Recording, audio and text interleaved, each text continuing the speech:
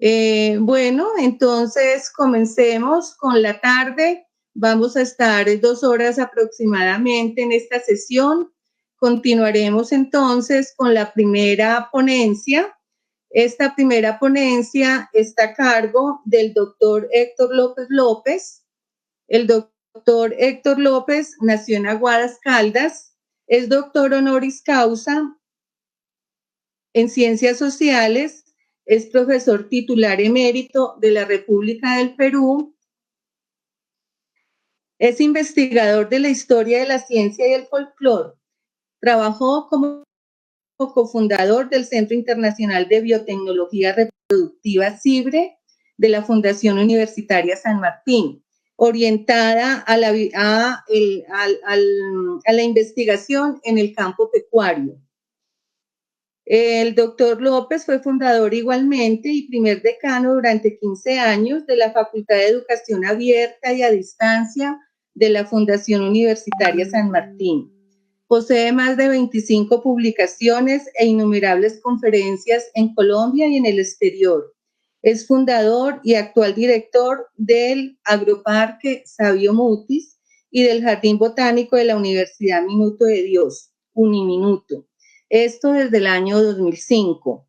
Ha sido proclamado hijo adoptivo de los municipios de Marmato Caldas y de Tena, Cundinamarca.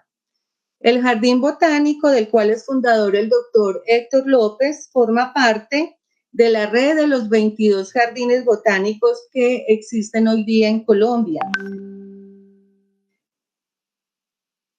Y el Agroparque Sabio Mutis es un parque temático científico.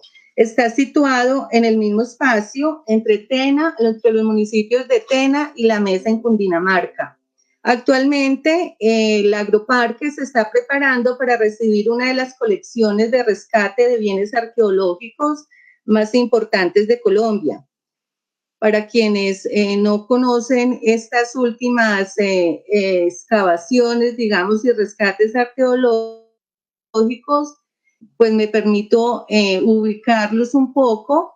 Hay una meseta entre Soacha y el Salto del Tequendama que se llama en la Nueva Esperanza.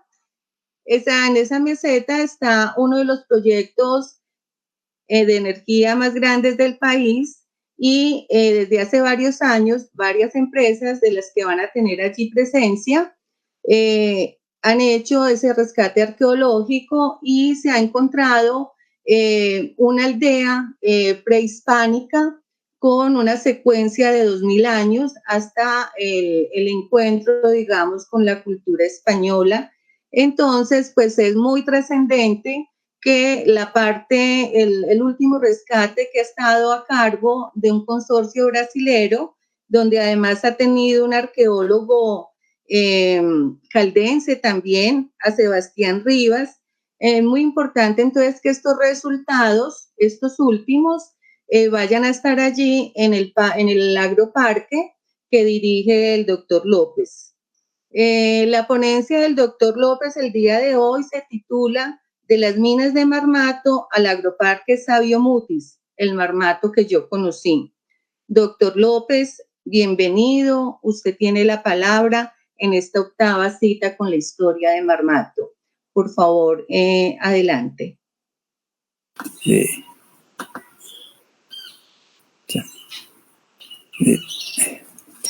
Doctora Lida, buenas tardes. Muchas gracias por sus palabras. Un saludo de agradecimiento a los marmatólogos y a los directivos de la cita con la historia. Aunque yo nací en el área rural de Salamina Caldas, muy niño me llevaron a Pácora y fue el pueblo, la ciudad que yo adopté como mi patria chica.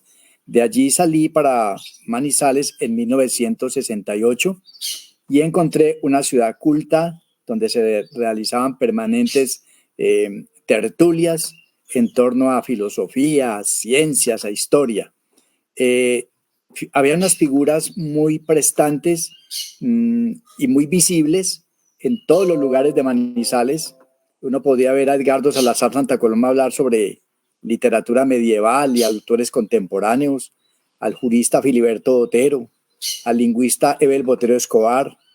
a Iván Cocherín, por supuesto. Estos personajes ejercían una cátedra ambulante por la ciudad y en las tertulias. En una de ellas recuerdo que ya tarde de la noche habían dos grupos, uno que lideraba el filósofo Rubén Sierra Mejía y le estaba explicando a unos estudiantes, hablándoles de la duda metódica, de Descartes, de Kant, de Nietzsche, y en la otra estaba Iván Cocherín con otro grupo de personas. Finalmente, no sé por qué las dos mesas terminaron unidas. Cocherín se pone de pie, echa un discurso sobre la literatura proletaria, sobre el marmato proletario, sobre el oro y la miseria, y pronunció este brindis que dedicaba a Marmato, que todos pues escuchábamos y que muy lindo, ¿no? Que está acá, el Marmato pueblo minero, gota de llanto en la angustia, filón de oro en las tinieblas, en socavones luz bronca, volcanes de caparrosa, alinderados de abismos, la muerte anda despacio por laberintos de piedra, etcétera.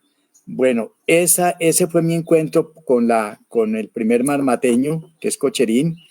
Él es un líder y donde él llegaban todos los marmateños, los directivos, el director del hospital, el cura párroco, el padre Cuenca Elejalde, cualquier funcionario lo contactaban para luego hacer alguna diligencia oficial en Manizales. Y esa era la manera como yo los fui conociendo. Así fue como yo me fui integrando a la gente de Marmato. Allí en 1969, de estos encuentros permanentes en Manizales, Hernán Cañas me dice que yo, que estoy trabajando con el doctor Felicenado Toro y que hablan por la radio de conferencias sobre antropología y sobre los indígenas, en fin, que por qué no voy a Marmato y les dicto una conferencia. Efectivamente lo logramos. El doctor Henao Toro me presta las diapositivas, yo las presento y ahí tengo un encuentro con los profesores del Instituto Marmato, de la escuela y demás personajes. Recuerdo, por ejemplo, que allí encontré a Yamil Amad, a Julio Saldarriaga, a Miguel Giraldo, a Miguel Mejía. Y de allí en adelante, pues comencé a estudiar todas las inquietudes que me presentaban los marmateños con los que iba hablando sobre referencias a autores o referencias a hechos que habían sucedido.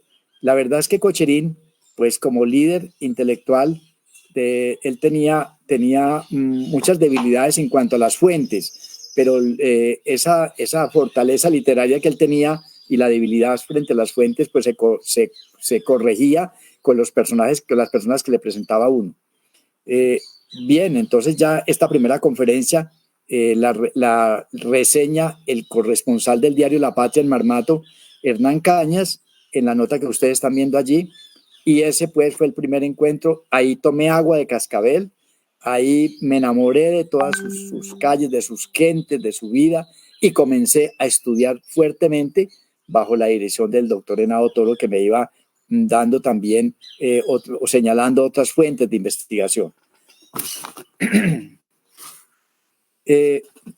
Hacia el comienzo de la década del 70-71, el segundo Congreso Minero Nacional se reúne en Manizales, en la Universidad Nacional de Colombia, en la Facultad de Arquitectura.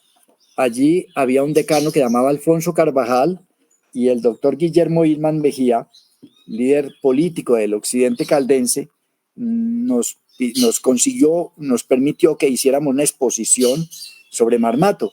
Entonces nos dijo al doctor Henao Toro y a mí que por qué no presentábamos algo sobre la minería.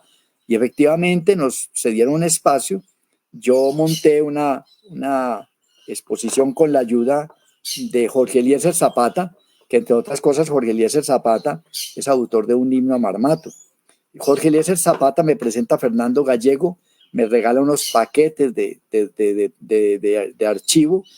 Cuando salvó de una quema el archivo de Supía, había muchas referencias al oro de Marmato, a las minas de Marmato. Con este material, con grabados, con referencias a Tyler Moore, yo armé la exposición y fue muy visitada. entre las personalidades que nos visitaron por recomendaciones de Guillermo Isman Mejía estaba el ministro Carlos Gustavo Arrieta.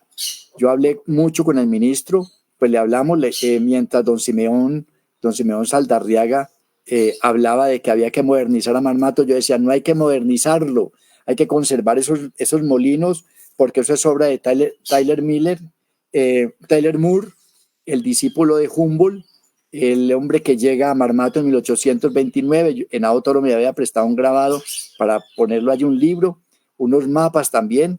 El ministro le interesó mucho las referencias que yo hacía a Marmato, y él le habló al doctor Indalecio Líbano Aguirre de lo que yo estaba realizando. Entonces el doctor Líbano Aguirre me contactó y trabajé con él como año y medio como monitor, porque él había sido el ponente en el Congreso de la famosa Ley 20 de Minas, que reformaba todo lo que había habido hacia atrás. Y de ahí en adelante, entonces, él quería continuar, pero la llegada al poder de Alfonso López Miquelsen, su gran amigo, le cambió pues todas sus actividades, y ese trabajo sobre minería y sobre el occidente colombiano se frustró. Posteriormente, la prensa pues, nos daba mucha información sobre Marmato, sobre las minas de Marmato, sobre su historia, en fin. Las conferencias mías seguíamos hablando, el doctor Henao Toro nos respaldaba en todo esto. Ya el ingeniero Ramiro Henao Jaramillo, quien es hoy el curador de la colección Henao Toro, visita Marmato, y comenzamos a llevar personajes y a interesar a las personas en torno a estos temas. Y el periodista Evelio Giraldo Espina me llama un día y me contacta con el doctor Otto Morales, que está interesado en que yo le sea monitor y le dé una información sobre lo de la minería, lo que efectivamente hago. Él me manda al archivo central del Cauca, donde está Diego Castellón Arboleda. Yo reviso infinidad de documentos y comencé pues a trabajar, a documentarme sobre los temas de Marmato, sobre la minería. Y cada vez pues iba acrecentando la información y le iba entregando al doctor Otto Morales. Paralelo a esta actividad, entonces el Ministerio de Educación Nacional ha establecido la famosa Feria de la Ciencia, donde los profesores de secundaria podíamos con los estudiantes exponer los trabajos de investigación que durante un año o dos estábamos realizando en nuestros colegios. Es así entonces como para el evento de la Feria de la Ciencia, el primer evento se reúne en el Instituto Técnico Central de Manizales. Allí llega el profesor Miguel Giraldo Rodas con el fruto de su trabajo en el instituto, en el centro José Celestino Mutis del Instituto Marmato. Henao Toro está al lado de nosotros. Miguel Giraldo expone lo que está haciendo, explica sus necesidades, la gente conoce a los marmateños, estos muchachos inteligentes, estas muchachas inteligentes, cuentan las ideas que ellos proponen, son muy bien recibidos, y fuimos premiados y nos enviaron al encuentro de Medellín, al Jardín Botánico Joaquín Antonio Uribe. Allí sí tuvimos dificultades, nos vieron muy regular, casi no nos dejan entrar. El profesor Miguel Giraldo tiene que luchar para que por favor nos presten el stand, la colaboración que a otras personas les prestaban, pero de todas maneras este mal momento que tuvimos en que nos recibían, porque estos negritos de Marmato pues no tienen como aquí mucha cabida, y en forma peyorativa nos trataron. Después tuvieron que rectificar porque nuestros stands llegaron allí el doctor Doelda Yaja Soyarto, botánico de Harvard, que estaba en la Universidad de Antioquia en ese momento, llegaba directamente donde nosotros a hablar con el grupo de Marmato y conmigo, naturalmente, el doctor Luis Fernando Vélez Vélez, el doctor René Uribe Ferrer y el hermano Alberto Zamudio, un botánico. Entonces, cuando vieron que donde nosotros llegaba esta clase de científicos, nos vieron un poco mejor. Pero bueno, eso pasó, pero sí, de todas maneras fue un momento muy difícil que logramos superar. Ya el tercer evento fue en Bogotá. Yo llevé una exposición, acompañé al grupo de Marmato con algo sobre la guadua, y fue en el Colegio Americano, nos premiaron también. A estos eventos de la Feria de la Ciencia, en donde estaba presente naturalmente el liderazgo de Miguel Giraldo Rodas y con el apoyo de todos los marmateños, toda la alcaldía, los directores, la parte administrativa de Marmato. La prensa resaltaba mucho estos trabajos. Recuerdo periodistas como Abel Rivera Jr., Orlando Cadavid Correa, Evelio Giraldo Espina, un joven intelectual especialista en Gandhi, John Marulan, del coronel y especialista en estrategias, nos ayudó muchísimo, siempre difundía los trabajos de Marmato y el mío, por supuesto, y naturalmente el periodista marmateño Jairo Castro Euse. Eso fue nuestro trabajo con la Feria de la Ciencia. Como cofundador de la Facultad de la Escuela de Turismo del Colegio Mayor de Caldas, hoy Universidad Católica de Caldas, en esta universidad tenía un centro de investigación donde hacía parte profesores de la Universidad de Caldas, de la Universidad Nacional, de CENICAFE, y en el pensum, naturalmente con el apoyo de Nao Toro, se introdujo una visita semestral a Marmato. ¿Qué pasó con esto? Las directivas de la Universidad Católica firmes respaldándonos que teníamos que mostrar esa otra parte de Caldas, esa otra parte de riqueza de la minería.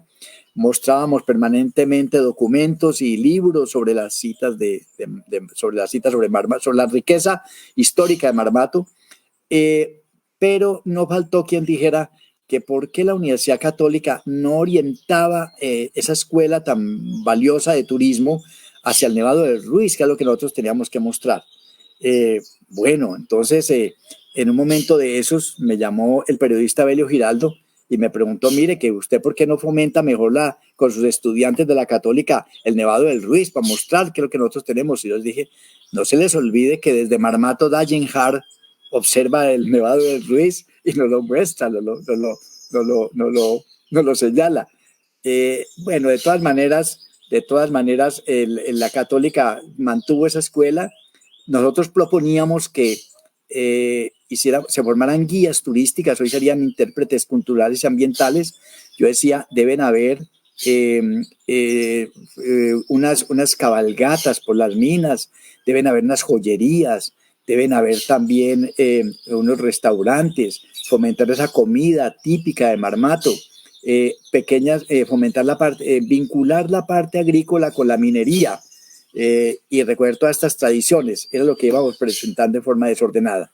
Y más adelante, entonces, y a la vez Hernán Cañas, con su equipo de gentes de Marmato, proyectaba hacer un hotel, y Cocherín decía que el maestro Otero tenía que hacer un gran monumento al minero. Todo esto pues desaparece, no tiene ninguna solución, no tiene un resultado positivo, porque creímos mucho en el Estado. La única entidad privada que nos apoyaba era la Universidad Católica, y el Estado pues no es muy buen socio para esto, es únicamente como presenta las normas. En Villa María, paralelamente, se tuvo que hacer una exposición muy grande, porque se pensaba condecorar, el presidente Pastrana pensaba condecorar a uno de sus hijos con la Cruz de Boyacá, y nosotros presentamos una gran exposición en la cual yo reconstruí una mina. Esa exposición sobre Marmato, una de las salas estaba dedicada a Marmato, y allí pues llegaron las delegaciones a visitarnos, dirigidas entre otros por Alberto Gallego. Bueno, el Marmato, este agroparque, como ustedes lo ven allí, tiene, y como lo dijo la doctora Lida del Carmen, ahora va a recibir la colección de Nueva Esperanza, un trabajo liderado, dirigido por este joven investigador caldense, Sebastián Rivas. Aquí pues los estaremos esperando, pero quiero decirles brevemente que aquí en Marmato lo recordamos por lo siguiente. En la biblioteca que fue mía y que se la doné al Minuto de Dios, tenemos unos 5.800 volúmenes, es virtual. Hay una sección de libros regionales, tenemos aquí varios documentos, unas 300 y pico de referencias a Marmato. Aquí está una dedicatoria de Miguel Giraldo y Alberto Gallego de este libro, Historia de Marmato. Este libro del doctor Otto Morales, en el que yo trabajé mucho, tiene bastantes aportes de César Valencia Trejos, y también naturalmente de Sonia Cárdenas Salazar, quien ella es riosuceña como César, pero sabe muchísimo de Marmato. En este libro, pues el doctor Otto no alcanzó a recoger todo el material que yo le entregué, pero de todas maneras, pues yo estoy atento para cualquier investigador que necesite más ampliación al respecto. Dos preguntas que él me hizo para este libro que no pude contestar, o que le contesté a medias, fue Dígame, es cierto que el Libertador te ignoró las minas de Marmato al Estado. Yo lo único que encontré fue una carta firmada por Santander el 9 de junio de 1825, dirigida a Bolívar, quien se encontraba en el Perú, donde le dice, entre otras cosas, he arrendado cuantas minas tenía el gobierno. No encontré una cita específica. Y también me pidió que buscara por qué él vio en Echandía a Vázquez Cobo vestido de obispo. En esa época, las triquiñuelas ahí para esos endosos que Vázquez Cobo hizo en forma extraña con las minas, yo no puedo encontrar eso, pero sí muchísima información que pongo a la disposición de ustedes. La tesis de la doctora Lida del Carmen es aquí un texto de consulta y nos ha orientado en cuanto a especialmente las plantas medicinales, un trabajo que recogimos y que está publicado. Aquí tenemos los originales del doctor Alfredo Cortázar Toledo, quien fuera el primer gerente de la Federación Nacional de Cafeteros. Alfredo Cortázar Toledo era de la mesa y cuando el general Marín se toma a la mesa, le perdona la vida al papá del doctor Alfredo Cortázar Toledo y después con el tiempo Alfredo Cortázar Toledo lo saca de la cárcel en un litigio que tuvieron por los lados de Honda. Yo busqué la tumba del general Marín en Honda, no la pude encontrar, tengo algunas fotografías de él y el general Marín pues está muy vinculado aquí al agroparque por esta referencia que está publicada. En la parte de abajo está Alberto Gallego Estrada, Javier Ocampo López y estoy yo en una de las exposiciones de la Feria de la Ciencia en Manizales. Estas son las memorias del doctor Alfredo Cortázar Toledo, donde hay dos o tres páginas dedicadas al general Marín, al marmateño. Y esta es la historia de Marmato, que entre otros libros lo coloco para que sepan ustedes que están acá en esta biblioteca. Este es del Museo de las Comunicaciones, que se llama, fue donado por el doctor Jorge William Montoya Santamaría, de la Universidad Nacional C de Medellín. Es una bella colección de libros, de radios, pero a su entrada hay una referencia que dice, hay una columna dedicada a don Bernardo Tobón de la Roche y a su Tatensa y al padre García Herreros, donde dice esto. Además, la columna representa la recursividad del empleo de la guadua, pues algunas emisoras de provincia, como en la parroquia de Marmato Caldas, tenían una guadua como antena que, según su joven operador, a finales de la década del 70, Miguel Alberto Giraldo, comillas, se debía girar para que la señal de radio se sintonizara correctamente y sirviera de conexión con el espacio y captara las ondas hertzianas. Eso pues hace parte de esta sección acá. Y en el puente de la Concordia, donde hay una cantidad de texto referente a los puentes, hay una cita del profesor Albeiro Valencia Llano, hay documentos enviados por el ingeniero del ingeniero Ramiro Henao Jaramillo, y hay una cita muy interesante de Cochirín cuando pedíamos el puente de la Felisa. Es una cita al ministro de Obras Públicas donde dice, háganos un puente en la Felisa, háganos un puente, señor ministro, porque la vida no es tan larga como para dar la vuelta que hay que dar para llegar a Marmato, el pueblo del Oro, mi pueblo de Caparrosa. Él se refería a esa vuelta que había que dar por Anserma y Risaralda antes del puente de la Felisa. En la fragua hay una referencia a las familias Morales, hay un investigador de ellos en México que nos está viendo, Martín, que está en Ibagué, nos están viendo también.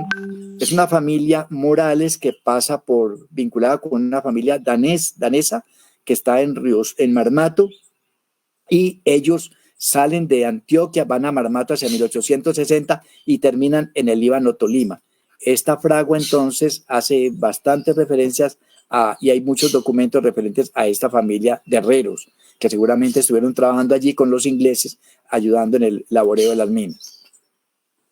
En la botica y el Jardín de la Salud, más o menos una fanegada, se tiene una farmacia donde están los diplomas del doctor Henao Toro y del doctor César Gómez Villegas de Aguadas, ese sí de Aguadas.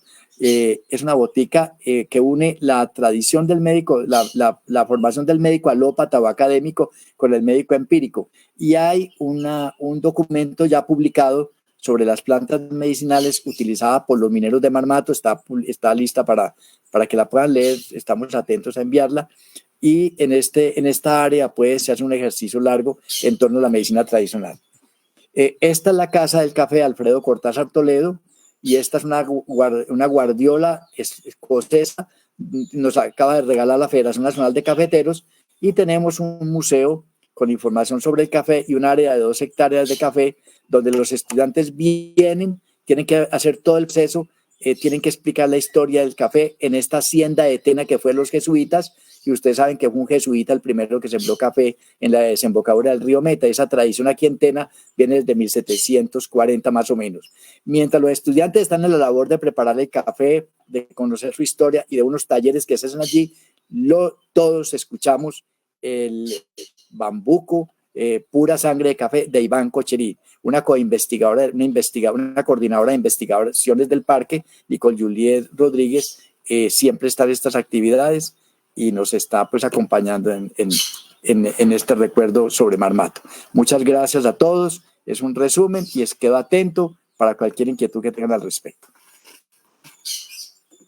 Muchas gracias, doctor Héctor López. Pues imagínese qué honor para nosotros tenerlo a usted aquí en esta 8ª cita con la historia, porque pues usted tiene en su cabeza, en su memoria y en sus trabajos, pues toda la memoria histórica también de Marmato.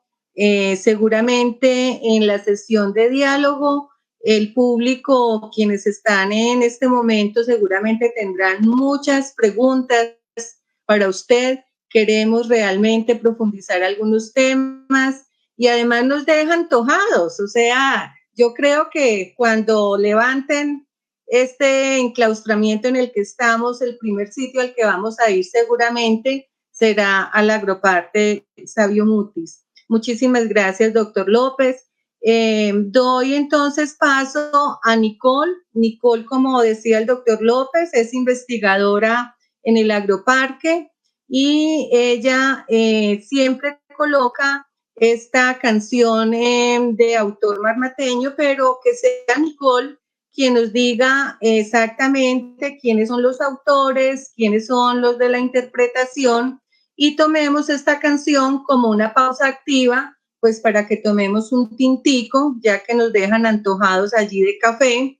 Tomemos un tintico, nos paremos de la silla, estiremos las piernas. Nicole, entonces, por favor, explícanos con qué nos vas a amenizar esta pausa activa. Doctora Lida, muy buenas tardes para todos. En la Casa del Café, como lo decía el doctor López, siempre colocamos esta canción hermosísima de Iván Cocherín. Él escribió la letra, él es el autor. La música es de Carlos Botero Henao y la versión musical que en esta ocasión vamos a presentar es la de Carmenza y Gloria. Espero que la disfruten. Sangre de café.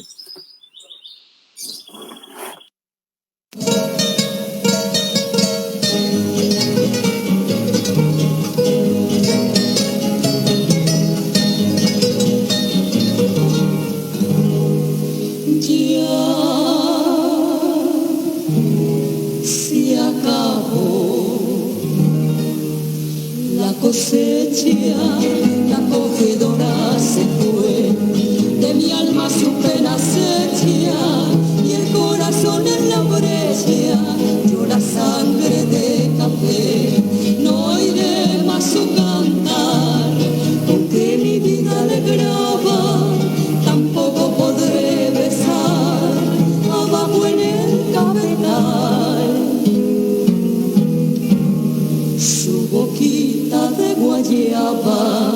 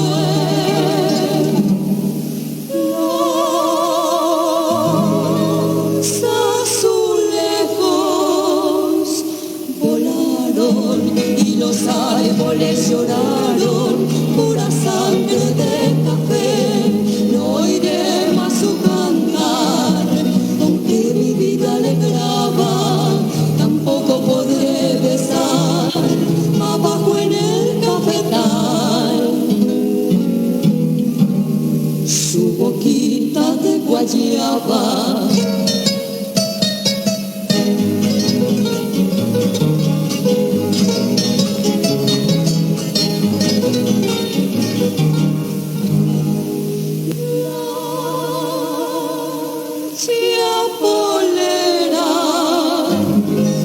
Se fueron, y en ellas mi amor se fue.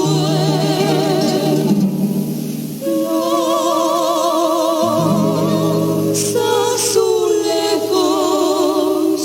volaron y los árboles lloraron, pura sangre de café, no oiré más su cantar, aunque mi vida alegraba, tampoco podré besar abajo en el cafetal su boquita de guayaba, tampoco podré besar abajo en el cafetal su boquita de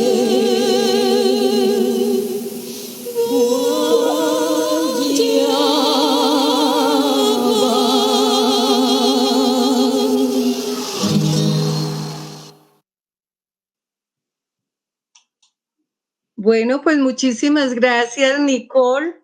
Realmente esta es una canción que con mucho cariño escuchamos, no solo en Marmato, sino en Caldas, porque igual Marmato no es solo minería, Marmato también es café. Y gracias de verdad por traernos esta hermosa canción con letra, como tú decías, de Iván Cocherín, también marmateño. Y música de un samaneño, también caldense.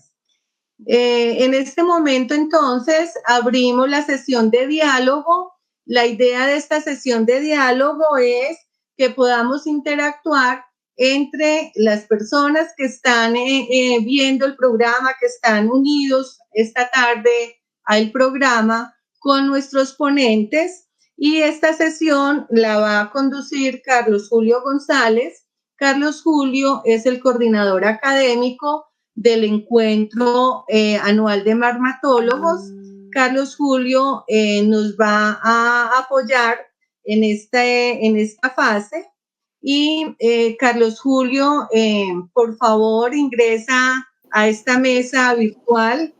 Y yo quisiera, Carlos Julio, comenzar como con dos preguntas también, o más inquietudes que me han generado las dos exposiciones.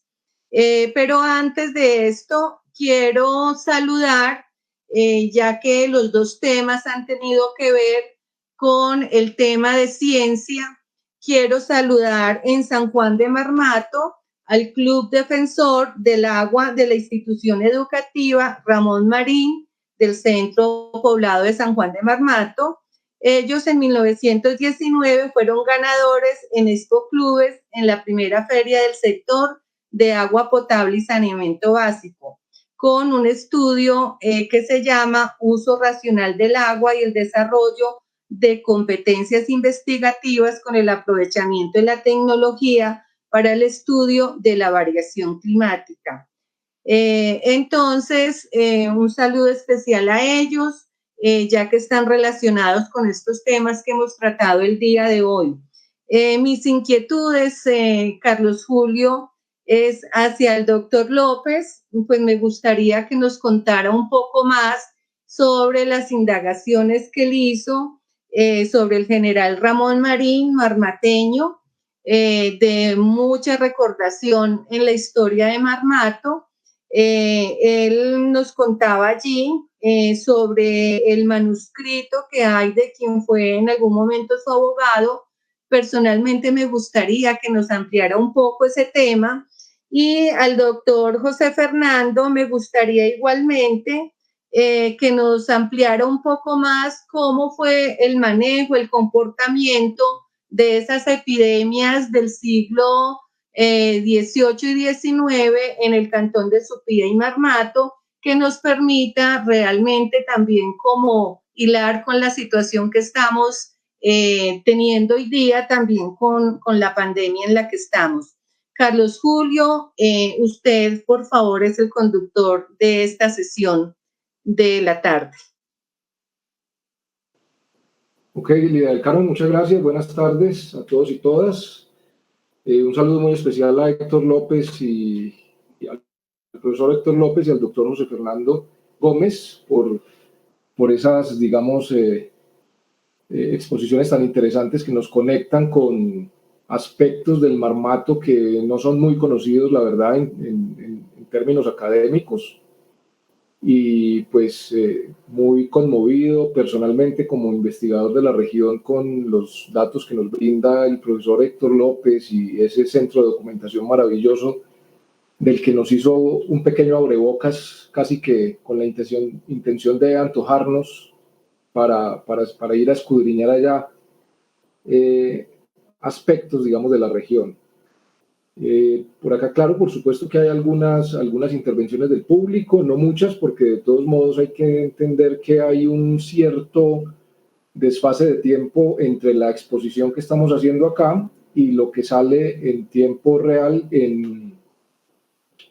por Facebook Live, y entonces esta pequeña falta de sincronía que es inevitable porque es un problema básicamente tecnológico que no lo podemos superar en el sentido de que no podemos trabajar en tiempo real desde esta, pues la podríamos llamar desde esta cabina virtual que estamos teniendo por Google Meet con respecto a la retransmisión que se hace a través de Facebook Live. Pero sí, afortunadamente van apareciendo algunos mensajes y de eso vamos a hablar en un momento. Pero antes de comenzar con algunas preguntas e inquietudes que yo mismo también tengo allí para ambos expositores, pues quiero aprovechar para saludar a algunas de las personas que están reportando, digamos, sintonía con nosotros hoy a través de Facebook Live, ¿no? De la página de la transmisión que estamos haciendo vía la página de Facebook del Encuentro Anual de Marmatólogos. Está con nosotros Xiomara Lemus, a quien saludamos muy especialmente, que hace parte del equipo logístico del Encuentro Anual de Marmatólogos, y por acá tenemos también a Yesid Moreno, que es nada más y nada menos que el presidente de la colonia de Marmato en Pereira, así que un saludo muy especial para Yesid. Aparecen otras personas que voy a mencionar para saludarlas: Harold Guevara, Marta Lucía Patiño, Lorena López, Marta Lucía López, Lorena Medina, María Pantoja, Lisette Ortiz, que es otra de las integrantes del equipo logístico, Dolly Castro, Lisette Ortiz, Harold Guevara, Diana Mercedes Henao. Bueno, Diana Mercedes creo que es una investigadora, una de las marmatólogas que debe estar reportando sintonía desde Manizales. Alejandra Gómez, Jairo Alexander Sánchez, Alicia Forero, Miguel Alberto Giraldo Mejía, que más adelante voy a leer un comentario que hace dirigido al doctor José Fernando Gómez. Más personas que están aquí reportando sintonía: Jesús Antonio Díaz, Teresa Liliana Ortiz, Mario Giraldo, Elisa Janet, pero no aparece el apellido, Norma Cecilia Parra.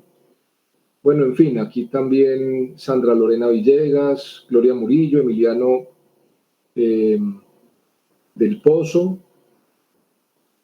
Y bien, algunas personas más, un poquito larga la lista, tenemos una sintonía más o menos grande, así que bueno, un saludo a todas estas personas que nos están siguiendo, tanto desde dentro como desde fuera del municipio.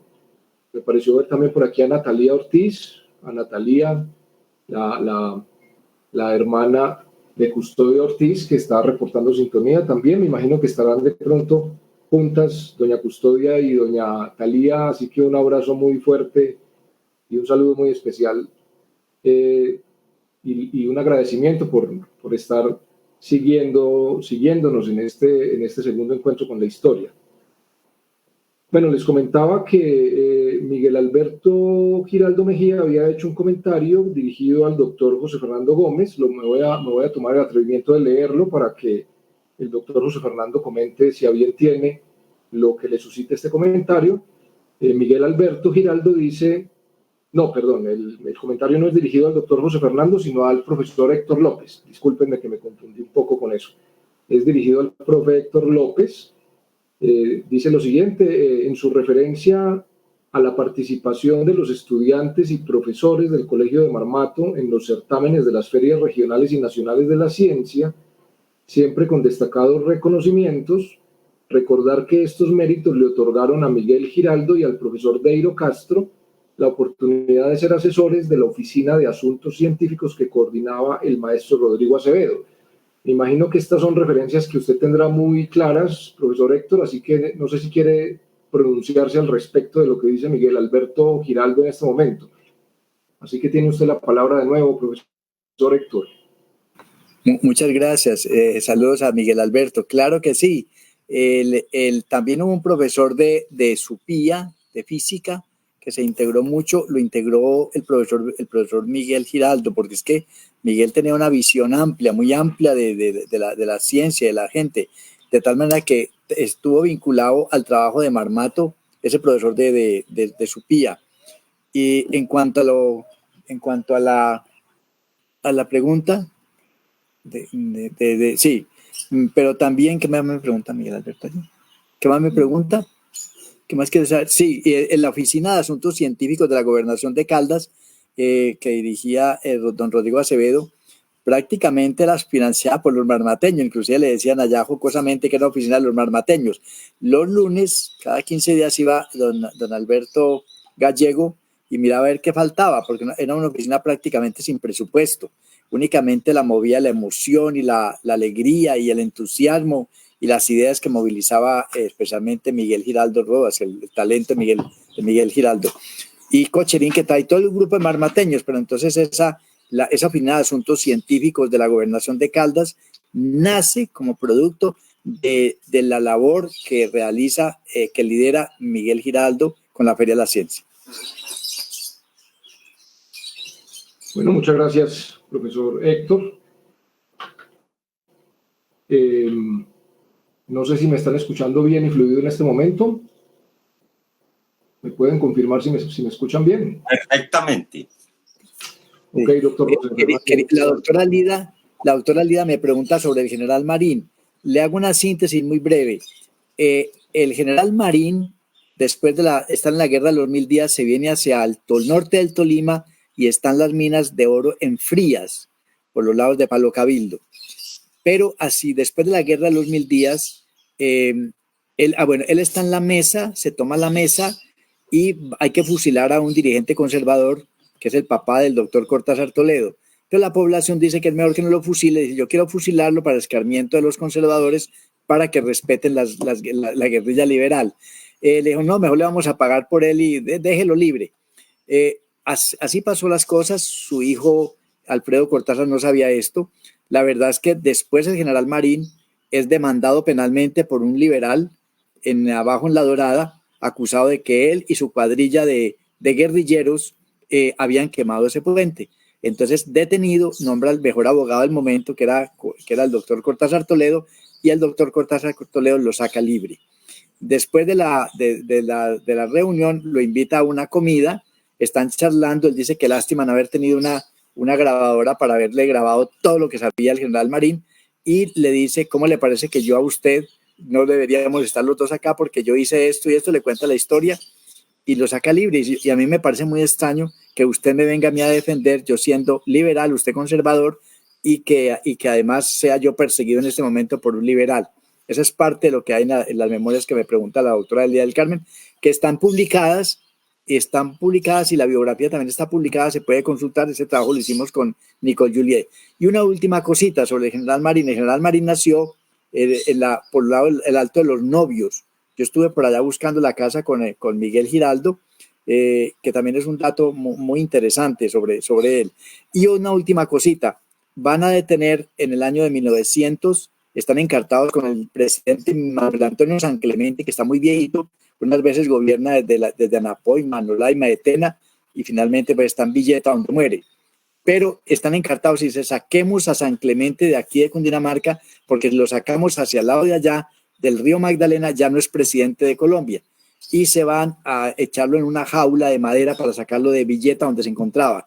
Cuando supo el general Marín que van a atentar contra la democracia, se arma y se viene a tomarse a Villeta. Entonces no les queda más a los golpistas que quedarse inquietos porque se va a enfrentar un grupo liberal a defender a un presidente conservador. Ese era el general Marín, etcétera, pero es una breve síntesis sobre lo que tenemos aquí de él.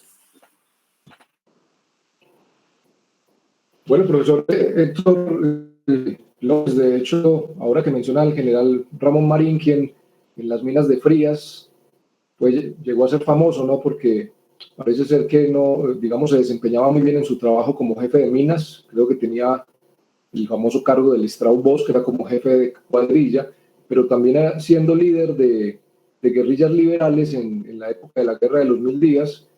Hay algo que tiene que ver con que el general Ramón Marín llegó con una cantidad determinada, no recuerdo qué cantidad, pero era una cantidad grande de combatientes que llegaron hasta Bogotá con el fin de derrocar al presidente. No recuerdo si era a San Clemente o en todo caso era la época de 1904. No sé si usted de pronto tiene referencias, profe Héctor, sobre esta actividad política y específicamente, digamos, guerrillera del liberal, ¿no? Que eran las guerrillas liberales de aquel entonces, posteriores a la Guerra de los 1000 días.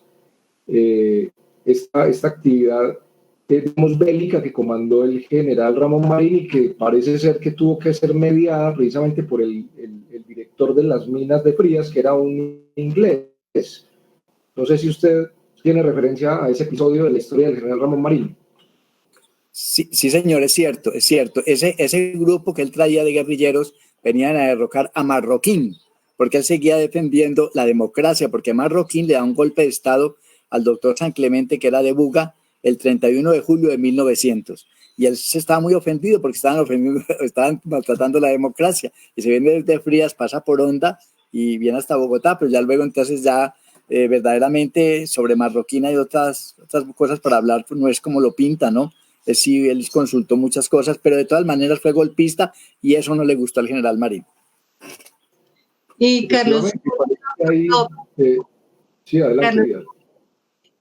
Igual sobre el general Marín, hay otra investigadora caldense, Glorines Peláez, que me dice que ahorita en el estudio, digamos, del proceso de paz es importante recordar que el general Marín fue el primero que en la República ya de Colombia tuvo las capitulaciones, un primer proceso de paz. Entonces, también como recordar ese episodio.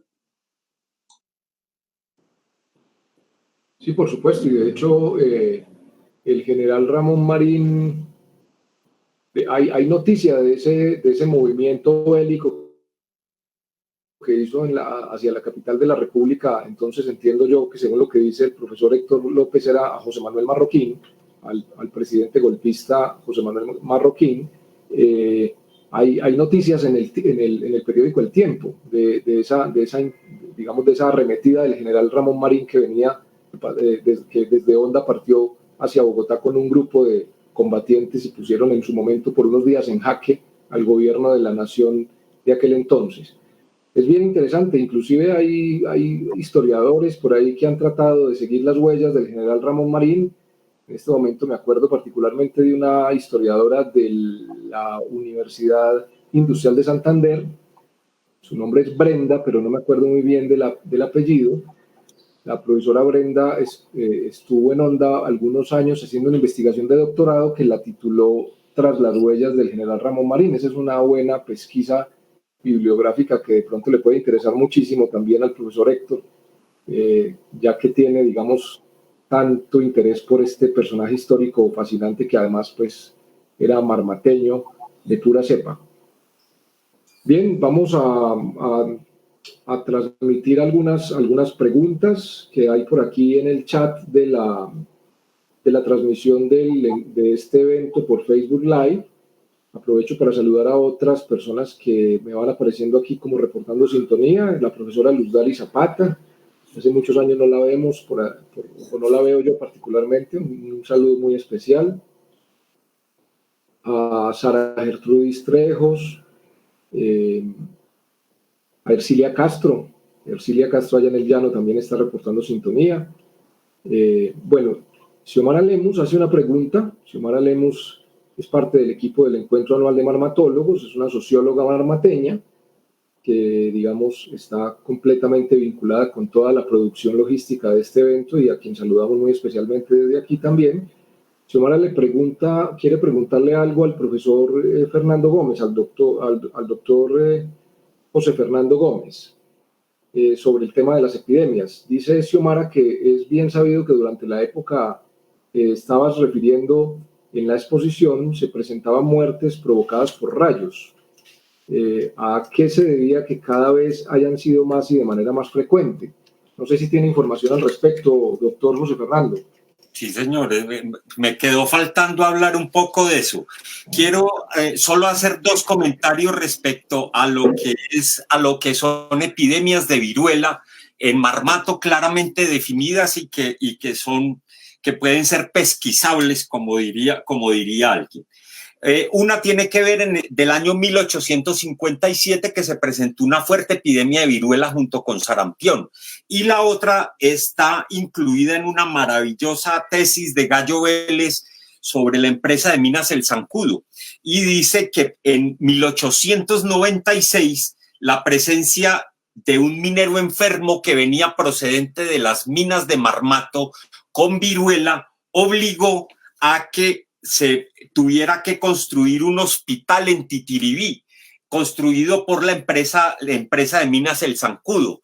Y miren ustedes la maravilla, 1896, construyeron ese hospital para virulentos en 4 días, un poco como pasó en Wuhan, o sea que aquí también sucede. Y para el resto de la gente, en el resto de la zona, los habitantes solo contaban con la ayuda de Nuestra Señora de las Mercedes y de San Roque, el santo patrón de las llagas, no había más. Sobre rayos hay cosas muy interesantes. ¿Cómo les parece a ustedes que en esta zona del mundo definitivamente usted tiene más probabilidad de que le caiga un rayo que ganarse un baloto, mientras en el resto del mundo usted tiene más probabilidad de que se gane un baloto que le caiga un rayo? Y aquí tengo la referencia desde 1583, que Francisco Guillén Chaparro, en una memoria de los pueblos de la gobernación de Popayán, decía que en toda la zona del occidente el cielo es que hay muchos serenos y llueve mucho y caen muchos rayos y hay grandes truenos y relámpagos y han muerto gentes, decía en ese informe. Después Robledo, en su geografía nosológica, Emilio Robledo habla que definitivamente había una gran cantidad de muerte en la región debido a tormentas eléctricas, especialmente en las zonas de la alta montaña, en los municipios del occidente. Y recuerden a ustedes la historia y la anécdota que se habla en 1863 del inglés administrador y pagador que patrocinaba orgías con negros mineros, y que cuando estaba en una de estas orgías en 1863 cayó un rayo en el algarrobo donde al pie estaban celebrando una orgía, y cae una de las ramas y mata al inglés. O sea que las tormentas eléctricas y los relámpagos cobran muchas vidas en esta zona del mundo. Muchas gracias, doctor José Fernando. Aprovecho para trasladarle otra pregunta que aparece aquí en el chat, en este caso de Lizeth Ortiz. Pregunta sobre si tiene usted información en sus pesquisas de las enfermedades padecidas en el siglo XIX en Marmato, alguna información sobre plantas medicinales que se usaran en la época para paliar esos males. Mire lo curioso. A ver, una parte de esta charla la quería mostrar sobre la historia de las prácticas de aseo personal, qué jabón utilizaban, qué papel higiénico y de ramas. Entonces sí tengo algunas cosas para contarle muy corto. Dentrífico, recuerden que la historia de los dentríficos dentales, eso es siglo XX, pero utilizaban como dentrífico vegetal utilizaban el croto o crotón, que se llamaba trago, que es el Croton sanguiflum, que lo refiere Emilio Robledo en sus lecciones de botánica. Pero la cosa más interesante tiene que ver sobre el tratamiento de mordeduras de serpiente, y donde da todo un amplio margen de historias respecto a esto. Y por ejemplo, porque en la zona, las serpientes, ya saben ustedes que en esa zona la gran cantidad de serpientes que se daban, y la idea era que generalmente si se agarraba al animal, usted machacaba, desecaba y trituraba la cabeza del animal y se la tomaba. Pero si no se lograba capturar al animal, y en esto los esclavos que manejaban mordeduras de serpiente eran muy bien considerados en los establecimientos mineros, porque ellos manejaban tres vegetales que mostraban la capacidad de controlar los efectos de las mordeduras de serpiente. Y las tres hierbas se consiguen todavía. Es la Micania guaco, o lo que se llama el bejuco o hierba de serpiente, que fue estudiada, y hay una anécdota muy interesante de Mutis y de otro personaje que la estudian en Mariquita para evitar los efectos tóxicos, que luego lo contaremos. Y otras dos plantas medicinales, que son la contracapicana y la pareira, que también son comunes en la zona. O sea, definitivamente se utilizaban gran cantidad de productos vegetales para mejorar especialmente los problemas relacionados con medio ambiente, mordeduras y heridas de gusanos, donde le sacaban las tripas al gusano y se lo echaban, se las untaban en la herida para evitar que las manifestaciones tóxicas de esto.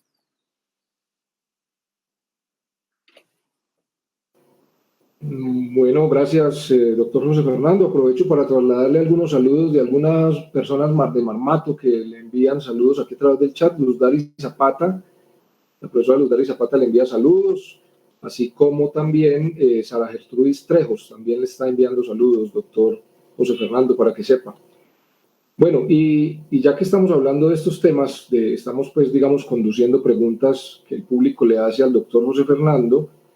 Quiero hacer una que se me ocurría a mí mientras lo escuchaba, porque entiendo que usted mismo fue médico en Marmato, no recuerdo en qué época, entiendo que en los años 80, ¿me corrige, doctor José Fernando? Sí, señor, en 1986-87. Exacto, en los años 80, ya finalizando los 80, tuvo usted la oportunidad de ser el médico de Marmato, así que no sé si hablando de epidemiología, ya digamos propiamente la epidemiología moderna, porque bueno, todos los datos que usted nos brinda están muy relacionados con la famosa obra de la geografía médica de Emilio Robledo, y la geografía médica era un modo de entender la salud pública de finales del siglo XIX, del siglo XIX y hasta que se conoció la teoría de los gérmenes de Louis Pasteur. Digamos, la geografía médica era como el modo tradicional de estudiar esa relación entre los seres humanos y la naturaleza que tenían que ver con las enfermedades. Pero bueno, ya en estos tiempos en que le tocó a ejercer ya la medicina a usted, en los tiempos ya terminando el siglo XX, en los tiempos ya de la medicina moderna, teniendo usted la oportunidad de ser médico en Marmato, ¿qué nos puede decir de las enfermedades típicas de un pueblo minero en aquella época, con lo que pueda recordar de su propia experiencia? Lida tiene un cuadro bien interesante sobre características de las enfermedades en 1980, en la década de los 80. A ver qué le cuento. Muchas de las cosas, de las enfermedades que se referían a comienzos de siglo por el doctor Emilio Robledo se seguían presentando, especialmente las parasitarias y específicamente la tuberculosis es una de las enfermedades más comunes en la época en que yo trabajé allá, junto con las neumonías asociadas a problemas de silicosis, problemas de las minas y accidentes de trabajo que también eran muy frecuentes en ese tipo. En ese tiempo. Hay una cosa muy interesante y que tiene que ver entonces con enfermedades venéreas, y quiero terminar ahí como para ponerle un picante y un salaz sobre historias de enfermedades venéreas en la zona. Yo mostraba cómo la sífilis o la vería, porque vienen las enfermedades de transmisión sexual son muy frecuentes en las áreas de minería, especialmente asociado al consumo de licor y prostitución. Y de hecho hay una cosa muy interesante cuando uno mira en todas las informaciones que tienen que ver con zonas mineras, incluyendo la de Moni Velarde, hace referencia qué hacer con las prostitutas. Y hay una situación donde tanto en toda la zona de la Vega de Supía como en la zona de Antioquia, la prostitución era aceptada, tanto que llegó un momento en que en Antioquia por cada 30 hombres había una prostituta. O sea, eso es una colección enorme. Y dentro de las enfermedades que se daban, la sífilis y la blenorragia eran muy comunes, y esto producía infecciones considerables, especialmente entre la gente minera, como se informa en la nosología que usted habla de Emilio Robledo. Lidia del Carmen, no se me pareció que tú tenías una pregunta también al principio para el doctor José Fernando, o estoy teniendo un recuerdo falso. Sí, le preguntaba sobre cómo había sido el manejo de las epidemias en Marmato y en el cantón de Supía en ese siglo XVIII y XIX. Lastimosamente se tenían que morir, porque la referencia que hay de 1712, a ver, en la epidemia les mostré la de 1586, después en 1702 murieron gran cantidad de indígenas y se disminuyeron considerablemente las cuadrillas de esclavos, porque murieron muchos. Y esas cuadrillas de esclavos, que en general no eran tan grandes, de 100 como eran en el Cauca, sino que eran grupos más pequeños de 10 o 20, algunos manejados por mestizos, otros por quienes habían llegado de Antioquia. Pero hay una cosa interesante: la vacunación variólica arranca, como les mostré en una de las diapositivas, lo que es la ruta de la vacuna de la viruela, arranca desde Bogotá y va hasta Medellín. Y por el otro lado viene hasta Mariquita, y por el otro lado pasa el camino del Quindío y llega a Popayán. Pero no hay ninguna referencia a la Vega de Supía, ni a Marmato, ni a la zona de Quiebralomo. Entonces quiere decir, y que probablemente fue, que es cierto esa conjetura que tenemos, que es que las condiciones que se daban para usted salir de Cartago, usted llegaba del Paso del Quindío a Cartago, pero usted arrancar Cauca arriba por condiciones tan difíciles, especialmente en invierno, hacían que de pronto ese tipo de curas no se dieran.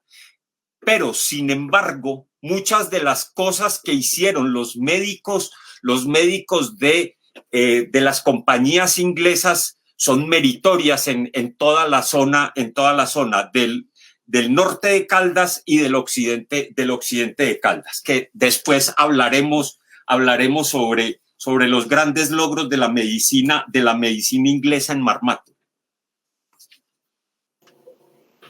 Muchas gracias, doctor José Fernando. Bueno, al público que nos está siguiendo a través de Facebook Live, pues recordarles que pueden hacer sus preguntas. Todavía hay algo de tiempo para trasladar inquietudes a los dos panelistas del día de hoy, al doctor José Fernando Gómez, que nos habló de las enfermedades epidémicas en Marmato durante el siglo XIX, y al profesor Héctor López, que nos estaba hablando de todas estas cuestiones relacionadas con la documentación rica y profusa que hay sobre esta región y que tiene que ver con el centro de documentación que maneja en la Universidad Minuto de Dios. Ahora quiero aprovechar para preguntarle al profesor Héctor algo que tiene que ver con su exposición, que me llamó mucho la atención, tiene que ver con una mención que hace del señor Tyler Moore, que era un minero que estuvo allí no recuerdo muy bien la fecha en la que se documenta su presencia en Marmato, pero es alguien que es muy mencionado, digamos, en la tradición oral de los marmateños más viejos. Y decía usted que era discípulo de Humboldt. Esta conexión entre Humboldt y Tyler Moore, no recuerdo muy bien si era Taylor o Tyler Moore, ya usted me corregirá, profesor Héctor. ¿Hay documentación o puede usted referirnos documentación que donde podamos conectar esta relación entre Humboldt y este minero que vivió en Marmato en el siglo XIX? Sí, James Tyler Moore viene contratado por la Goldmine inglesa para Marmato.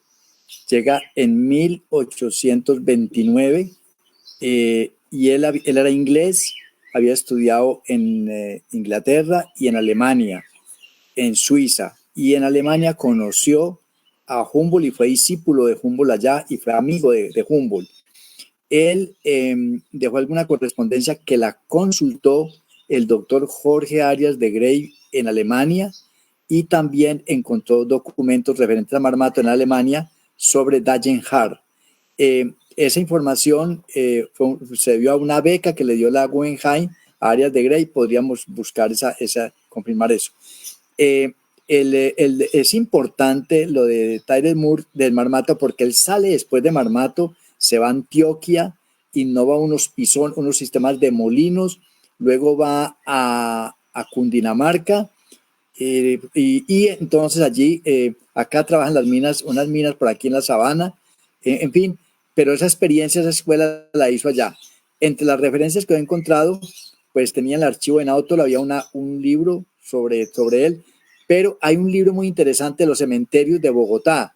Creo que son cementerios ingleses, cementerio inglés, hebreo y alemán.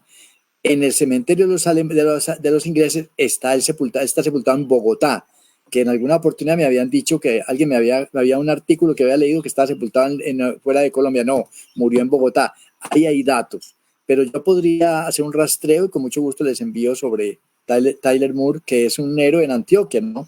Por toda la obra que hizo allá. Pero es importante que llegue a Marmato. Después está también en Santa Rosa de Osos. Allá trabajan las minas con unos ingleses, con unos antioqueños. Tengo el nombre de todos ellos, también yo los puedo enviar con mucho gusto. Ahí puedo meter baza para dos cosas que definitivamente marcan el papel de Marmato, que es un poco al lado de todos los grandes, de los directores de las minas de Marmato, que junto con Tyrell Moore y esta gente fue que el que no sé pronunciarlo, Dedenhard, el hermano hizo un primer acueducto en Calicanto en la zona de Marmato. Y eso es muy importante para la salud pública porque en esa zona los médicos ingleses a los que hago referencia, Hervis, montaron el primer hospital para atención dentro de la ranchería. Y hay referencias en otras zonas mineras de Cáceres y Titiribí, donde dicen, hombre, ¿por qué Marmato tiene hospital, más o menos hospital entre comillas, tiene hospital para la atención de los mineros? Y la otra cosa muy importante recuerden que fue en 1876 que Alejandro Graham Bell descubrió el teléfono. Y en 1886, o sea, 10 años, en la zona de San Juan de Marmato y en Marmato tenían comunicación telefónica. No había en ninguna otra parte del país, solamente 2 años después, en Honda se establecen las primeras comunicaciones telefónicas urbanas. Pero quien lo tuvo primero fueron las compañías inglesas de Marmato. Bueno, muchas gracias. Ya me están reportando que debemos ir cerrando porque el tiempo se está acabando. Creo que vamos a hacer una última pregunta, pero antes de eso aprovecho para enviarles algunos saludos, para transmitirles algunos saludos de personas que están reportando sintonía. Específicamente, Marta Lucía Patiño saluda al doctor Héctor López. Nicolás Duque Buitrago saluda al doctor José Fernando Gómez. Bueno, una última pregunta ya para ir cerrando. Tiene que ver, bueno, algo que le quería preguntar al profesor Héctor López. Cuando nos menciona en su exposición, nos muestra un recorte de prensa no sé si es del periódico La Patria, debió haber sido, ¿no? Claro, porque era Hernán Cañas el que lo reportaba como corresponsal, de una conferencia sobre antropología que usted dictó en 1969 allí en Marmato. Los investigadores de la región, pues que llevamos algunos años allí trabajando, que además somos muchísimos ya a estas alturas, siempre teníamos como un horizonte temporal de los primeros trabajos que se hicieron de antropología y de ciencias sociales en Marmato, pues teníamos como referencia a la profesora Lidia del Carmen, que es nada más y nada menos que la conductora de este encuentro con la historia, la moderadora. Pero me sorprende la fecha, 1969, profesor Héctor López. Quería preguntarle si recuerda de pronto algunos temas de antropología que en aquella época a los que usted hubiera podido tener acceso para preparar esa conferencia de aquel tiempo, temas de antropología que estuvieran disponibles sobre esa región. Si lo puede recordar así, pues no sé si lo recuerda simplemente o si requeriría luego de pronto revisar cosas, pero no quería perder la oportunidad de preguntarle por ese dato que me parece sumamente interesante para los investigadores de la región. Sí, es que el doctor Henao Toro tenía una cantidad de diapositivas sobre la cultura quimbaya, que era el tema de él siendo médico, pues la afición de él era la antropología. Y entonces yo como era el monitor de él, pues comencé a estudiarlo, y cuando yo me interesé tanto por Marmato, pues él se alegró mucho. Y entre otras cosas, pues yo le decía, bueno, y los indígenas perforaron las rocas, y me decía, pues hasta el momento posiblemente no, pero Luis Barriga Villalba dice que han encontrado en las minas unos cinceles de aleación para romper la roca y que la quebraban.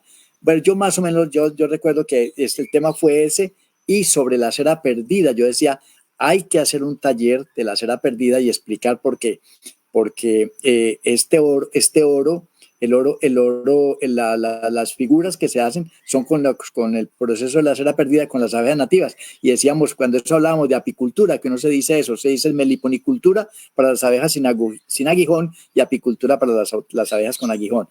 Fue planteado sobre eso, en torno a eso, porque decíamos que tenían que haber joyerías y que tenía que haber en Marmato, decíamos, un taller de la cera perdida. Iba por ese lado.